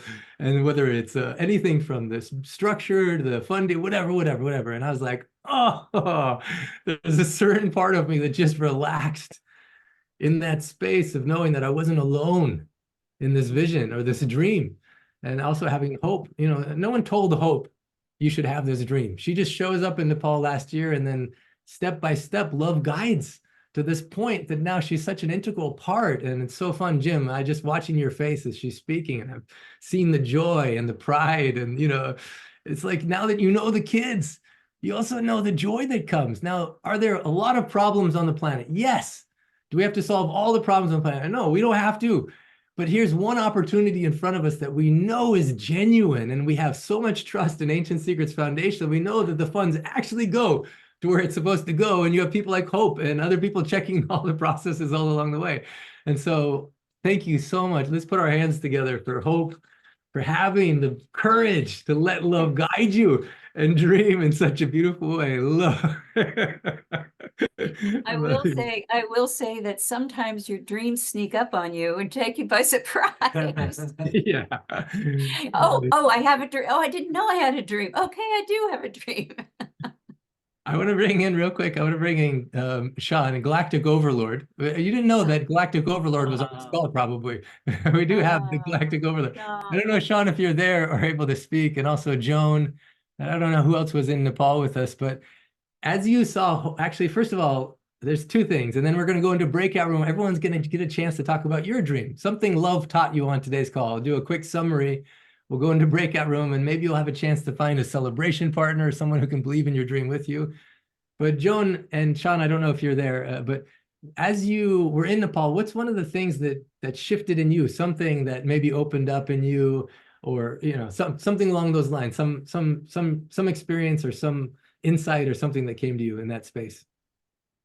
Well, for me, many things. I mean, I'm still over here. I'm not in Nepal. I'm in the neighboring country of Bhutan with It's so Sean. cool. You're in Bhutan right now. Yeah, and Sean's there too. It's so cool. And the synchronicities that have been happening, it's just off the charts. And all I can do is just let love guide again. And later on, I'm gonna be able to trace the path and see what brought me to where. But right now, I'm just like, well, I wonder how this thing is going to show up in my life. you know, the manifesting part of it. Like we got invited to, we end up on this trip through a roundabout way. Even the people are like, how did you end up with our group? And we're like, through Emily, who said come, and we said sure, and then she didn't come with us, and now we're with this new group of people who are amazing, and we get in touch with one of the biggest tourism or tour travel agencies in Nepal, and they also own a whole bunch of other things, and I just can't think of a better thing of this connection between Ancient Secrets and that group called EO Nepal, which is entrepreneurs organization. I just know the universe is guiding, and all I have to do is just sit in it, stay in it, and let it, like, you know, getting pushed down the rapids, and just hold on and see what happens. Because like the 4-minute mile, people never thought that that could be done. And the minute the first guy broke the 4-minute mile, everybody was doing it. So I'm feeling that the change in me, that I can see the manifestations happening very quickly now. So I'm going to make sure that I know what I want, and I'm going to stay detached from the outcome, but just see how the universe plays with me and delivers the goods. And Tony and Bree, I see they're on the call too, and they were a great addition to our second week in Nepal, where they just decided at the last minute to come with us on the trip. And we had the best time, and they're amazing, you know? So, I mean, it's just like, it couldn't have been any better than it was. Like, I'm so glad I allowed myself to go to Nepal and just say yes. Yeah, so awesome. Similar to what Ken was saying, you know, you say yes, but you don't know how it's possible. Also, Tony and I were on a call, and it's like he's getting a big yes, but how do you happen? I mean, he was taking 6 people, 4 kids, and you know, just the plane tickets alone was like so much money. But he just said yes. And then all the magical things came into place to make it so that everything was taken care of before he got there. And then so many awesome things happened for your family that inspired all of us, actually contributed to all of our lives, because you had the willingness to follow that yes. All of us got blessed in such a powerful way. Okay, so Tony, Bree, and then Sean, anything you want to share about that experience that you feel like will bless everyone in the space of thinking about, you know, ancient secrets for manifesting your dreams in reality? Anything in that, in the space of your experience in Nepal or with the ancient secrets you want to share along those lines? Yeah, Clint, I want to say that you and we spoke into existence that a project would emerge that would make it easy for the whole family to go. Well, like, we spoke that into existence 2 months before the trip. And then we said yes, and we committed to it, and we bought the tickets. And then within like a week of that, a project emerged where we got to be in service. You know, I got to help participate with you in this project, and it made it easy to have it happen. And so I used to think that the ancient secrets were like almost all related to physical health. And now I sort of see like physical health is like this foundation that we get to be in manifestation. And that there's so much about tuning into what we want, and then just moving in like faith towards it. And I think the thing that really stood out to me on this trip, it was so beautiful to watch my kids have lessons with all these other people that I wanted them to learn, but they couldn't learn from me, and watch them have those lessons.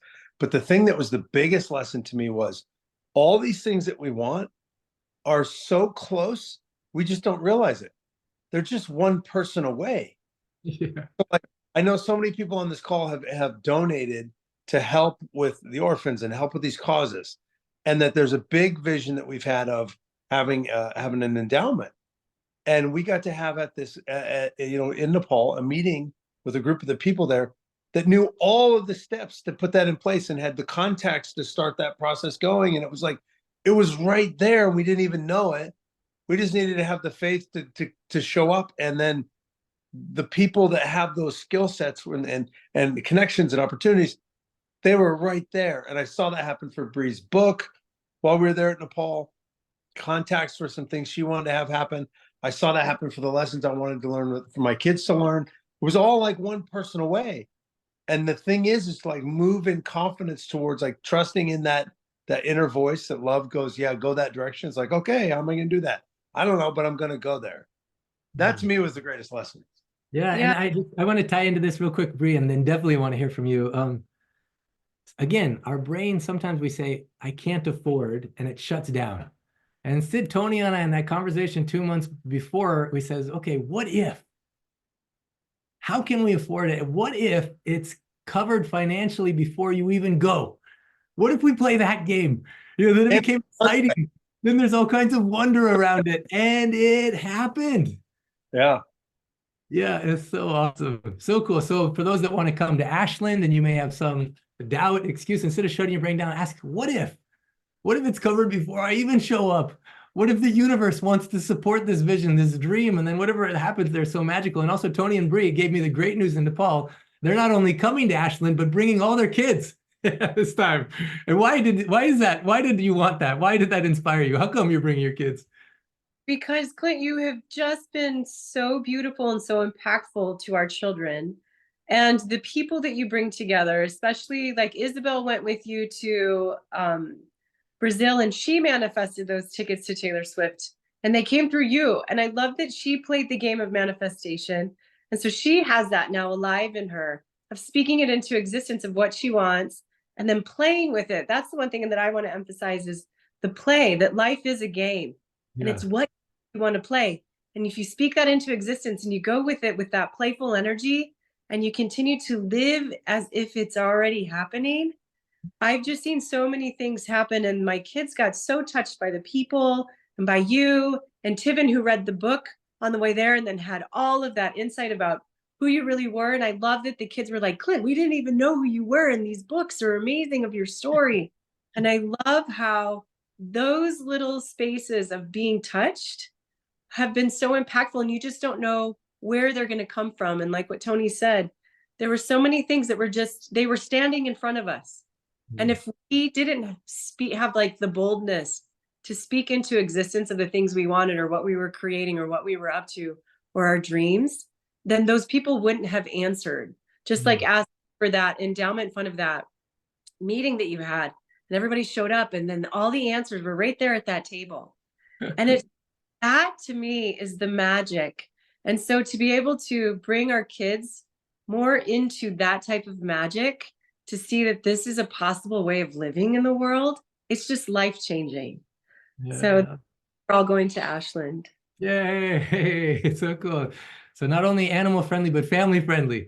And if we get enough people that even want to camp, he's going to give us an exclusive place they don't usually have for camping. We get the whole area blocked off exclusively to us, which is also so fun. And so money really isn't an issue even because you can camp, which is awesome. Tiven, one of their sons who, the moment I met him, I'm like, this is a real special kid. I'm going to pay attention to him. When he came and everyone has a chance of the first day we're talking about and ask a question, and I says, who knows, according to Dr. Naram, what is the 2 greatest obstacles to seeing yourself and others clearly? Also, 2 greatest obstacles to helping your dreams manifest in reality. Actually, these are obstacles. We shared a lot of secrets how to make it. And I asked the question and no one answered except for Tiven. Raised his hand. He says, it's fear and ego. I was like, whoa, how did this guy know this?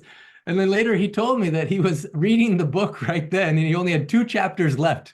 So he goes from reading the book to walking in Nepal and reading the last chapters while he's there.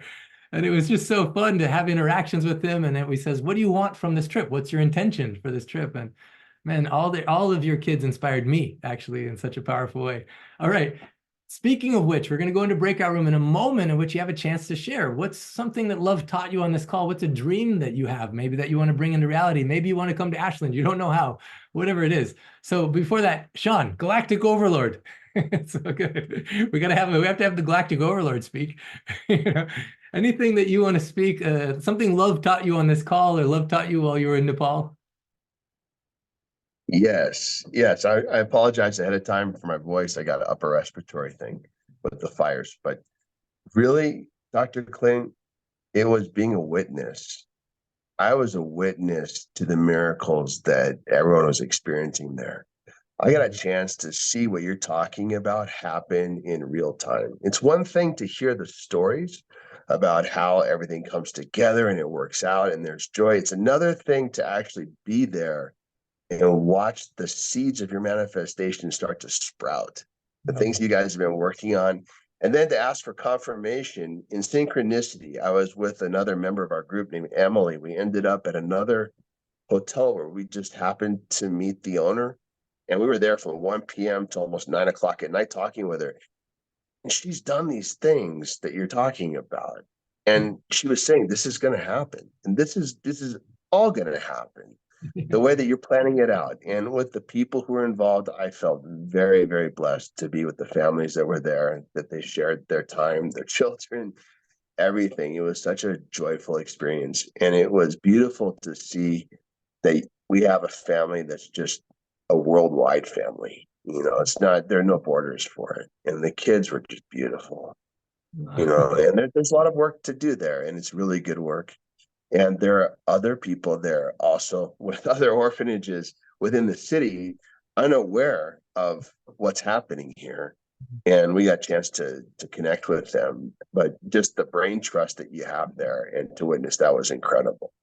And it's taught me a lot about just self-love and really following what you talked about, the seeds of love, and allowing that to be, allowing those choices to sprout. But that was really special for me, and I'm really grateful to see that reality manifest. You know, and when it's different when you're the one who are planting the seeds for this manifestation.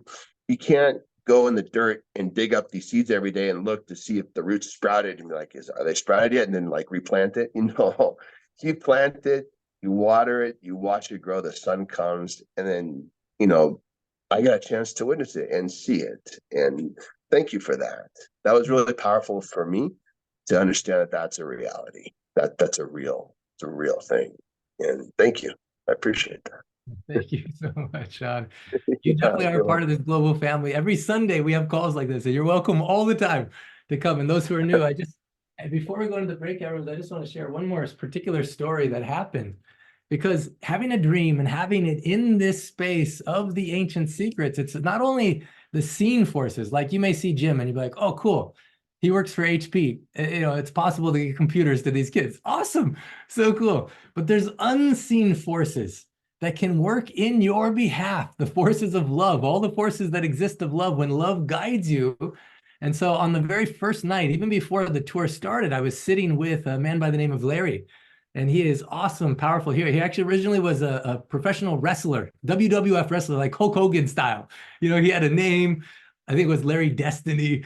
You know, he'd be in the ring and doing all this stuff. And then later found out his healing art, and actually that he's a channel. And we're in his bedroom, and he was telling me the story about how the first night he landed in Nepal, he's had this frozen shoulder for a long time. Now, for those who have seen my Marma Shakti sessions that I learned from Dr. Ram's lineage, it's amazing. In minutes, sometimes people with frozen shoulder can have full mobility. Now, this is beyond, a level beyond. He had this inspiration or this vision about Dr. Ram, and Dr. Ram actually inspired him to do certain things. We gave him a singing bowl, so he played the singing bowl. And then all of a sudden, he felt this inspiration to actually move his arm a certain way, which is the way we do in Marma, and then put it this way and then this way, and he felt a click. And then all of a sudden, he had full mobility. He felt like Dr. Ram. So cool. Like Dr. Ram guided, he heard his voice guiding him in the whole thing without even a physical presence there, but he could see in a very physical way that his frozen shoulder, which he couldn't move before without a lot of pain, and he showed us all at the first session, now he had total mobility. So what is possible?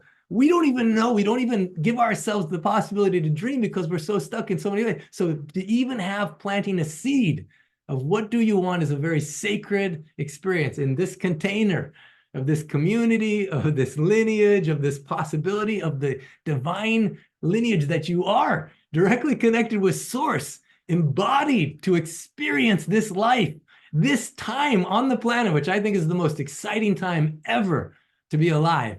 You know, my friend, Sister Joni, this Catholic nun who's come on the calls before, you know, she also had a situation with her hand where she had limited mobility, and the Hmong soup and the herbs we gave her full mobility. But as she read the book, she says, now she tells everyone, don't be consumer of the fear, but you need to be focusing on what do you want? And it's okay to have that dream and to go for it. So we're going to go into breakout rooms in a moment. And right before that, I just want to review. So ancient secrets for manifesting your dreams in reality. First, have a dream. Even if it's a simple dream, like what do you want for today? Or a simple dream, I want to go to Ashland, and don't let the doubts come out. The power, the quality of your life depends on the quality of your questions. So instead of saying I can't, say how can I? How can I? Second, write it down. Dr. Naram says if it's not on the page, it's not on the stage. So write it down. He would always have a journal and he'd write the things down. So write it down. Third, infuse your life with gratitude. Feel so much gratitude as if it's already happened, and gratitude to play the game. A lot of people achieve something, but the process of it was more enjoyable than the destination.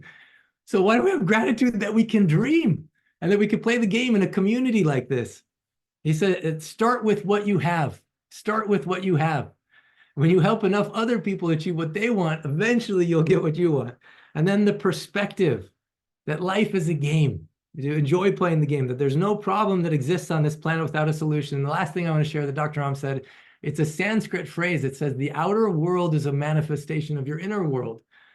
And so actually by focusing in and going into the silence, stillness, and solitude is a very powerful way to impact all the things outside of you as well. Now, having said that, what if you can find a celebration partner? What if you can inspire someone else in their dream just by speaking the thing that you're maybe a little bit nervous to speak about? What do you want? Is a very powerful thing. Actually, before we go to that, and we're about to go into the breakout rooms, but I promised I would come back to Susan and Joseph and ask them if they came up with something more specific that's a little scary. Maybe you thought I was going to forget, and I almost did actually. But what's something specific that you want? It's a little scary, but you want to apply. You want to play this game, apply these principles, and see what happens. You want to go first? Go. No. Okay, I'll go first. What brought tears to my eyes during Hope's visualization was I want to create just awesome art. I want to paint with glass, and I want to do it on glass so light comes through, and I want to create this art that people see it and it brings them to tears. So that's what I want. Okay, you. I want to realize and be who I am, and allow that fountain of infinite flow from source to just be what's a fountain do? It spritzes, it flows, just to flow from me and be the source of love and healing for everybody. But I've been gifted with so much. I want to have a place to teach it, to share it. Now, not to teach. I know what is the saying? I didn't come to teach you. I came to love you. Love will teach you. So I guess I want to be love and let my experiences benefit others. Wow, I love it. So exciting, so sizzly. In future calls, we'll dial in. Dr. Naram had a dream. He says, I want to be the best, one of the best healers on the planet. His master says, very good. So now real quick, for you too, and everyone who got more clarity, very good. Very good. Everyone on the call, even the fact that you're still here, very good. There's a dream in you. And what more important thing could we be doing with our lives a Sunday morning than allowing ourselves to be creators, co-creators with the divine, and allowing love to guide us? It's really honestly so powerful. I want to acknowledge everyone that's here very sincerely. Very good. Now, as we go into breakout rooms, you'll have a chance to speak these things. And on future calls, and specifically in Ashland, we'll go into more detail about how you can manifest your dreams in reality and how you can do it in a space in which Dr. Naram, like Tony says, ancient secrets aren't just about physical health. Actually, a book that I'll write in the future is a book that Dr. Naram and I were working on, which is Ancient Secrets for Predictable Long-Term Non-Toxic Super Success. How do you manifest your dreams in a way that actually is nourishing to you at the same time as it nourishes everyone else? And Ashland will actually share some of those specific things and how Marma, diet, all the other things fall into place with that. So having said that, we're about to go into breakout rooms, which you have a chance to share. Now, as people are sharing, don't try and solve their problem or challenge, or don't try and just understand them and celebrate them and make sure everyone has a chance to share, even if it's for a couple minutes, because as you speak it is a very powerful thing. And then make sure you write it. And in the future, we'll get more clarity. So Dr. Naram says, I want to be the best healer. Then his master says, what would that look like? And he'd say, oh, people, I'd say Mother Teresa is going to come to me. And his master would say, very good. Now, no one was coming to him. How is Mother Teresa going to come? His master could have said, how? You know, and so he says, very good. Now, Dr. Naram says, master says, how else will you know? And then Dr. Naram says, Dalai Lama will be my client. His master says, very good. Okay, how else will you know? People from 6 countries will come visit me. Oh, very good. You know, so as this dream emerges, as like for Susan, art that makes people cry. Oh, this is so beautiful. I got chills. And for Joseph, you know, really knowing yourself so much so that fountain just flows and spritzes. I like that word too, spritzes. Divine spritzes everywhere. You know, then what does that look like? Well, we can break it down in such a way that you actually will have all the forces of love, all the forces of creation on your benefit, on your behalf, along with Dr. Ram and all the masters and all your own guides and angels and divine powers to help navigate the space in which those dreams can become a reality. So now there's a tradition right before we go in the breakout room where you can unmute yourself.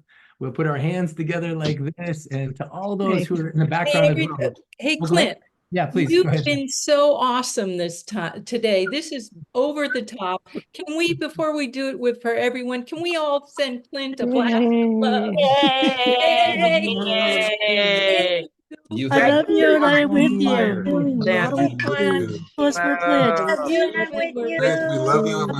We love you. Very good, Clint. Very good. I love you and I am with you. Yeah, well done. Well done. I love you and I'm with I you. am with you. Love you, and I'm with you. Thank you. So beautiful. Thank you so much. Sometimes receiving that is a little challenging, but I receive it with so much gratitude because I know as I receive it, I'm honoring my teacher. I'm honoring all the divine forces of love.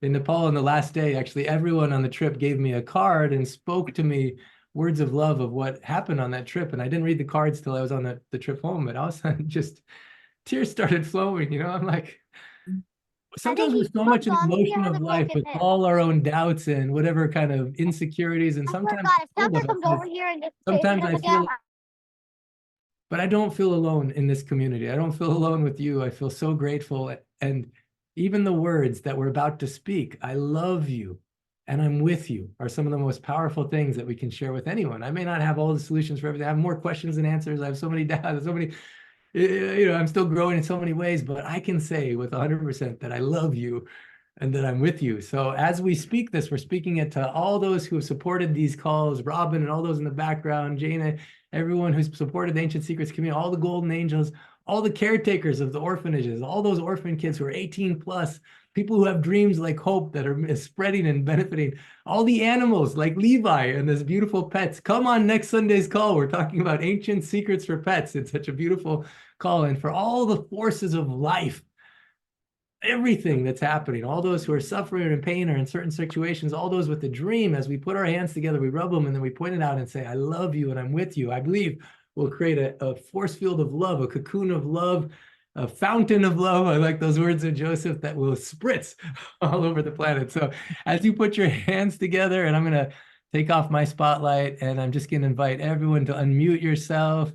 Put your hands together like this. Watch. Okay, watch. And I'm go going ahead to and walk say, out. I love you. Love you and I'm with you. Love you and I'm with Love you and I'm with you. Love you and I am with you. Love you.